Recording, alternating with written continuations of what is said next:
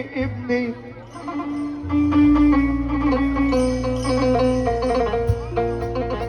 ابني اللي من صلبي يا شرقية كسر داري وسابني وحيد في احزاني ليلة ليل.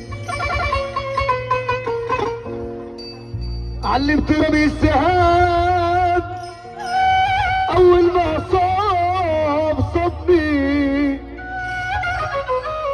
معقولة يبقى كده رد الجميل يا ابني؟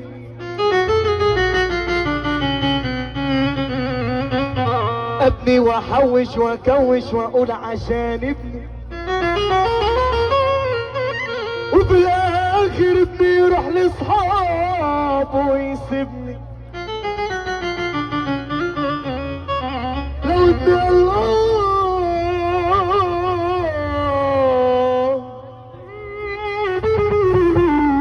ده، لو ابني الله اقول ان شاء الله انا يا ابني بحر الأندل طلع في عيال حجزوا الجدعان. الشط ما فيهوش خالص سلكان، دي بكاسه وطمعانيه كلها حرافيش عامله لي خفافيش جايين بيحكوا فينا.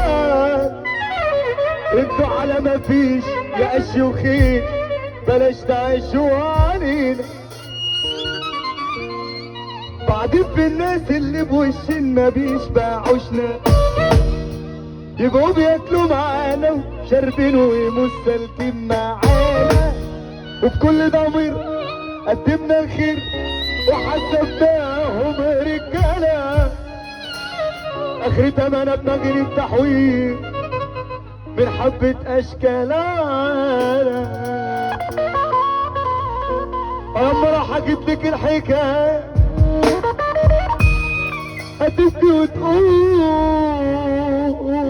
يا ضنايا عشان العريس سبب دخول السجن اللعين. انتوا رايقين ولا ايه؟ طب الريس سمعنا سقفه كده، الناس اللي ورا سامعيننا ولا ايه؟ الله اكبر عليك فرح.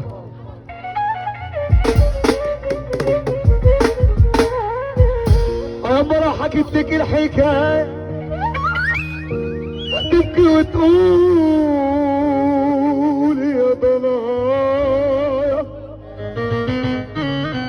سبب دخول السجن اللعين صاحبه كان معدوم الضمير. كاس خمرة ساي للطريق الحرام والتاني، ولما بترمي انا لما جيت اكتب عن امي، انا لما جيت اكتب عن امي قلت على شلام قلت دي بتجري في دمي مش جديده، عكسه قدام القصيده شايله سرك بيني وبين حبل سري. اتقطع يوم الولاده ونوصل حبل الوداده، حبي ما يعرف شهاده، حبها اصلا عباده. انا لما جيت اكتب عن امي لقيتني بكتب عنها دا. هو انت بتعمل كده ليه؟ طب والنبي لا تفهمني بتعمل ايه؟ انا شعري وقف اكتر انا موقفه. بمهارة الله اللي عاجبه الكلام يسمعنا السقفة. جدع. يا حنينة ياما ادعيلي، ده الكل بيهد في حيلي، انت السند والحنية ورضاكي بالدنيا عليا. طب اللي بيحب امه يفك ايده ويسمعنا السقفة. روحه وحشة. انا لما جيت اكتب عن امي. طب دخلنا على سقفة اخواتنا على هادي. عارف انا لما جيت اكتب عن امي ايه اللي حصل؟ قام القلب زعق قلبي.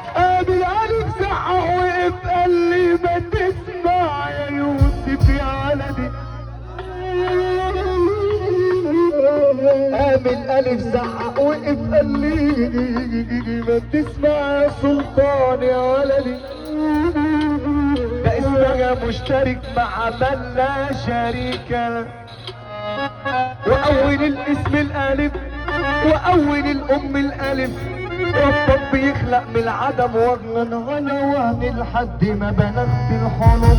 يا ما بتدلع عليك، يا ما يا ما يا ما يا ما يا ما يا ما بتمنن عليها، يا ما حوطتني في جناحها، يا ما دمعت في ايديها، من ايديا تاتا تاتا، من ايديا تاتا تاتا